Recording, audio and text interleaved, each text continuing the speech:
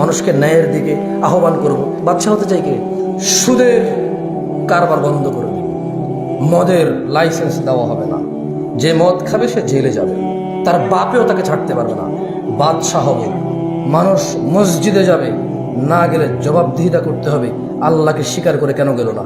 যে আল্লাহকে স্বীকার করেনি তার ব্যাপার। এই স্কুল কলেজ ছুটি হলে মাইনারা যখন যাবে তখন আর বাদশাহ হলে তো কোনো কথা নেই, বলেगा इधर अंगूर रहेगा, इधर 4 लड़की, उधर 6 लड़की, हम ऐसे लेटे रहेंगे, हमको अंगूर खिलाएगा।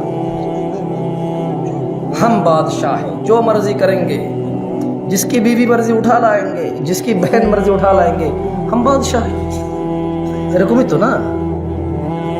हाँ, इधर पूरा टोक नगर बाजार में 200 इंच का टेलीविजन लगाएंगे, अर्जेंटीना ब्राजील का गोल,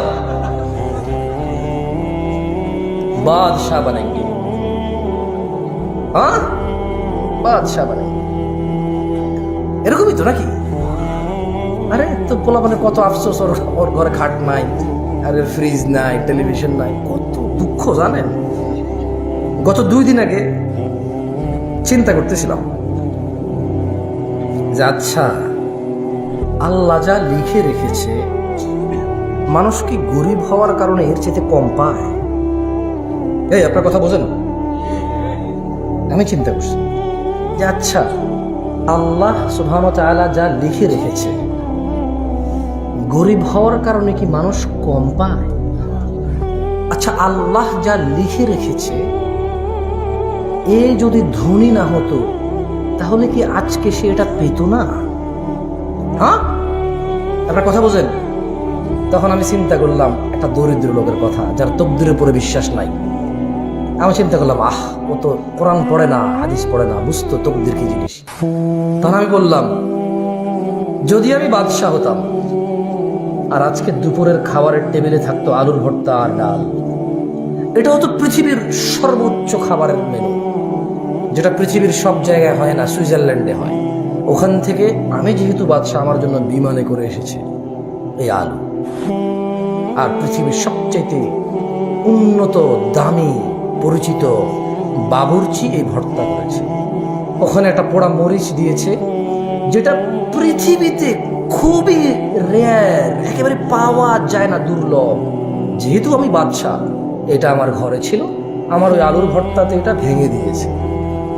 যদি আমি বাদশাহ হতাম, আমি ওই আলুর ভর্তা আর ডাল দিয়ে ভাত খেতাম, আর পৃথিবীর সবচাইতে উন্নত মানের দামি খাবার আমি খেতাম। যদি আমি বাদশাহ হতাম, আজকে এই যে দুপুর বেলায় টাকার অভাবে আমি খেতে পারিনি, আমি যদি বাদশাহ হতাম, পৃথিবীর সবচাইতে বড় ডাক্তার হাকিম এসে বলতো, রাজা মশাই, রাজা সাহেব, আপনি কিন্তু দুপুরে খাবেন না। দুপুরে না খাওয়া পৃথিবীর রাজা মহারাজাদের ট্রেডিশনে পরিণত হতো। আর আমার হৃদয়ে একটা আনন্দ থাকতো, উফ, আমি দুপুরে খাবো না, কারণ আমি রাজা। যদি আমি বাদশাহ হতাম, যদি আমি বাদশাহ হতাম, এই যে আমি দরিদ্র, কেউ আমাকে সম্মান করে না, আমার ন্যায্য অধিকার আমি নিজেই পাই না, আমার হক আমি নিজেই পাই না, আমার উপরে করে যাওয়া জুলুমের কোনো বিচার পাই না, কেউ আমাকে 5 আনার দাম দেয় না। যদি আমি বাদশাহ হতাম, কোনো এক জঙ্গলে যেতাম পশু শিকারে, পাখি শিকারে, সেখানে দেখতাম সব চেনে না, বাঘও কামড়াতে আসে, শিয়ালও ঘেউ করে কামড়াতে আসে, কেউ আমাকে কোনো জানোয়ার জন্তু 5 পয়সার দাম দেয় না। যদি আমি বাদশাহ হতাম, আজকের দিনে আমার এটাই হইত। আমি ওই ডাল ভর্তা পেয়েই বাদশাহী মনে করতাম, আর এ ডাল ভর্তা পেয়ে ফকিরি মনে করে। কিন্তু রিজিক যা লেখা হয়েছে তাই পেয়েছে। এইবার এই একটা আলু বানাইতে পারবে কেউ? একটা আলু কেউ বানাইতে পারবে? ধারণা করো পৃথিবীর জমিনে কোনো খাবার নাই, আর এই আলুটাই খাবার। তুমি ধারণা করো 2 দিনের উপোস, এই আলুটাই খাবার। তখন তুমি দেখবে এই আলু কত মূল্যবান। এই পৃথিবীতে যে গোশত খায় সেও বাঁচে, যে আলু খায় সেও বাঁচে, যে ডেলি গোশত খায় সেও মরে, যে ডেলি আলু খায়, ভর্তা খায় সেও মরে। এই পৃথিবীতে যে সবচাইতে দামি খাবার খায় সেও বৃদ্ধ হয়, এই পৃথিবীতে যে সবচাইতে দুর্বল খাবার খায় সেও বৃদ্ধ হয়। এত শুধু। এবং মজার কথা হলো যে আজকে 2000 টাকা এক বসা খাইছে, তারও সন্ধ্যায় ক্ষুধা লাগবে। যে আজকে 30 টাকা দিয়ে আলু ভর্তা দিয়ে ভাত খাইছে, তারও সন্ধ্যায় খিদা লাগবে। যদি এমন হতো 2000 টাকা খাওয়ার পরে 6 দিন আর খিদা লাগে নাই, তাহলে হিসাব যে আমি ফকির ডেলি 3 বার খাইতে, বড় লোক ডেলি 6 দিন একবার খাই, তাহলে আমি বুঝতাম যে তোমার একটা দুঃখের ব্যাপার। আসলে তো দুঃখ ও ডেলি একবার খায়, একবার হাত ধোয়, 6 দিন খায় না। আর তুমি গরিব, ডেলি যাইয়া খাও, হাত ধো, যাইয়া খাও, তো সময় নষ্ট হয়। আমি বুঝতাম যে তাহলে ঠিক আছে, গরিবী আর ফকিরের মধ্যে ধনী আর দরিদ্রতার মধ্যে তো বিশাল বড় মুশকিল, বিশাল মুশকিল। ধনী হলে তো সপ্তাহে একবার খাইলে চলতো, দরিদ্র হওয়ার কারণে ডেলি 3 বেলা খাইতে হবে না, এরকম কি? কিসের এত আফসোস তোমার মানুষ? আল্লাহর প্রতি কিসের তোমার এত কমপ্লেইন? তুমি বাদশাহ হলেও আজকে টোক নগরেরই হতা, আর কোন এক রাজা এসে তোমার সবকিছু লড়াই করে তোমার বউ সন্তান নিয়ে চলে যেত। তা তো ভালো আছো আলহামদুলিল্লাহ, স্ত্রী সন্তানের সঙ্গে আছো আলহামদুলিল্লাহ, প্রশংসা কর। আসো, আল্লাহকে চেনো মানুষ, আল্লাহকে চেনো, আল্লাহকে চেনো। এই কারা কারা আল্লাহর দিকে 1 বিঘত এগোতে চায়? 1 বিঘত এগোতে চান?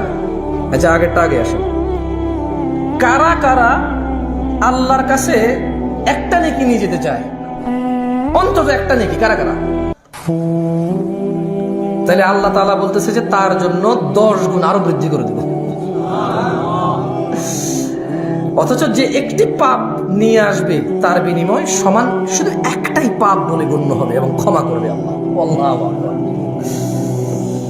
কে কে আছো রবের দিকে 1 বিঘত এগাবা? হাত তোলো।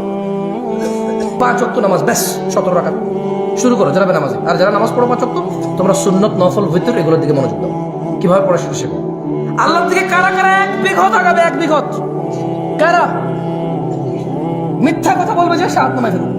আমি ভাই আমার তো কামনা দরকার নাই, তো বলে আমার তো ঠিক কিনা বা ঠিক কিনা? কারা কারা মন থেকে আল্লাহ দিকে 1 বিঘত আগাবে? তাকবীর, তাকবীর। শোনো, আল্লাহর দিকে 1 বিঘত আগালে কি হবে? আল্লাহ বলছে যে আল্লাহ তোমার দিকে 1 হাত আগাবে।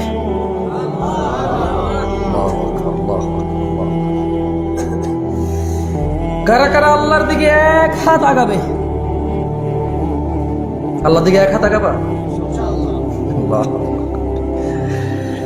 আল্লাহ তাআলা বলছে তাহলে আমি তার দিকে 1 বাহু আগাবো। যে আল্লাহর দিকে 1 বিঘত আগাবে, আল্লাহ তার দিকে 1 হাত আগাবে। না, আমি এটা আমার হাত বলতেছি, আল্লাহর হাত কিরকম আমরা জানি না। ওকে, আমরা জানি এটা আল্লাহর হাত কেমন? আল্লাহর মতো। কার মতো? যেমন আল্লাহর জন্য যোগ্য ও সম্মানীয় আমি জানি না, আমরা জানি না। আমি কিন্তু এটা আমার কথা বলতেছি। বাকি আল্লাহ কিভাবে 1 হাত আগাবে, কিভাবে 1 বিঘত আগাবে, এটা কে জানে? ওটা জানার মধ্যে যদি কল্যাণ থাকতো আল্লাহ আমাদেরকে জানাই দিত, ওটা আমাদের জানার বিষয় না। তবে আমরা তো 1 বিঘত আর 1 হাত বুঝি নাকি? তাহলে কারা কারা আল্লাহর দিকে 1 হাত আগাবে? আল্লাহ তোমাদের দিকে কতটুকু আগাবে? কতটুকু? 1 বাহু আল্লাহ তাআলা তোমাদের দিকে আগাবে। কে কে আল্লাহর দিকে হেঁটে যেতে চায়? আল্লাহর দিকে হেঁটে যেতে চাও? আল্লাহ তাআলা বলছে যে তাহলে আমি তার নিকট দ্রুত যাব। মানে তুমি পৌঁছানোর পূর্বে আল্লাহ তোমার দিকে আসবে। সুবহানাল্লাহ, সুবহানাল্লাহ। যে ব্যক্তি দুনিয়া ভর্তি পাপ সমূহ নিয়ে আল্লাহর সাথে সাক্ষাৎ করবে কিন্তু আল্লাহর সাথে কাউকে শিরিক করবে না, আল্লাহ তাআলা বলছে যে দুনিয়া ভর্তি ক্ষমা নিয়ে তার কাছে গিয়ে তাকে ক্ষমা করে দেবে। কিন্তু কি অপরাধ করা যাবে না? কি অপরাধ করা যাবে না? আচ্ছা, একটা হাদিস পড়িয়েছিলাম, ইন্না বাইনার রাজুলি ওয়াশ শিরকি ওয়াল কুফরি তারাকুস সালাকি। জাবের রাদিয়াল্লাহু আনহু থেকে বর্ণিত, তিনি বলেন যে নিশ্চয় বান্দা কুফরি শিরিকের মধ্যে পার্থক্য হচ্ছে নামাজ ছেড়ে দেওয়া। টোকনগরবাসী সিদ্ধান্ত তোমাদের। তোমরা কি আল্লাহর দিকে 1 বিঘত এগিয়ে আল্লাহকে 1 হাত আগাইবা নিজের দিকে? আল্লাহর দিকে 1 হাত এগিয়ে আল্লাহকে কি 1 বাহু নিজের দিকে আগাবা? এবং আল্লাহর দিকে হেঁটে গিয়ে আল্লাহর সাথে দ্রুত আল্লাহ তোমাদের সাথে সাক্ষাৎ করবে। এবং জমিন ভর্তি পাপ থাকলেও আল্লাহ তাআলা তোমাদের সাথে জমিন ভর্তি ক্ষমা নিয়ে সাক্ষাৎ করবে যদি শিরিক না করো। নামাজ ত্যাগ করলে শুধু বেনামাজি হয় না, শিরিকি হয়, কুফরি হয়। দিনে আমরা 17 রাকাত নামাজের হেফাজত করব। যারা করবো না তারা হাত তোলার দরকার নেই, এত সিনেমা নাটকের দরকার নেই। যারা আমরা আজকে এখান থেকে গিয়ে ঈশা সালাত আদায় করবো তারা হাত তোলো। ঈশা থেকে স্টার্ট সালাত ফজর পর্যন্ত। কে দেখছে ফজর? কেউ এখানে ফজর দেখছেন এখনো? ফজর পর্যন্ত পৌঁছানোর গ্যারান্টি আছে? তাহলে সালাত কখন থেকে শুরু হবে? ঈশা থেকে শুরু হবে ইনশাআল্লাহ। শুনুন, আমি আমার বক্তব্য শেষ করব শুধু একটা কথা বলে। আজকে এখানে আপনাদের এখানে মেহমান এমন একজন মানুষ এসেছেন, সিম্পলি যদি বলি সে আমি মক্তবের হুজুর, আলিফ জবর আ, বা জবর বা, ব্যাস। আর মাশাআল্লাহ ওনারা এগুলোর স্পেশালিস্ট। আল্লাহ তাআলা ওনাদেরকে কবুল করুন। আল্লাহ তাআলা আমাদেরকে প্রত্যেক মানুষের মর্যাদা অনুযায়ী তাকে গুরুত্ব দেওয়া তৌফিক দান করুন। আমরা জনসমুদ্রে ভেসে যাব না, আমরা রং বেরঙ্গের কথায় কৌশলে ভেসে যাব না। আমরা এখানে এসেছি শিক্ষা গ্রহণ করতে।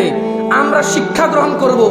যেই উস্তাদ যত বেশি শিক্ষিত, যেই উস্তাদ যত বেশি উন্নত, যেই উস্তাদ যত বেশি বয়স্ক, যত বেশি অভিজ্ঞ, তার শিক্ষা তত সুন্দর, তত মূল্যবান, তত প্রয়োজনীয়, তত উদার।